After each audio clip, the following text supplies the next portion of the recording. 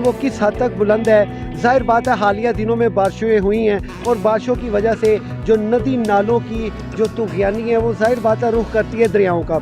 जी नाज़रीन, ये कितना खूबसूरत मंज़र है। वो देखे सामने से एक शिप आ रही है। अब हम इंशाअल्लाह ताला ये शिप आएगी, ये हमें उस पार लेके जाएगी। हम उस तारीख़ी मुकाम को आज कवर करने जाएंगे जो कि कामरान शहज़ादा कामरान बारादरी जिसने बनाई है, वो मुगलिया ख़ानदान का जो शहज़ादा है उसने ये बारादरी बनाई।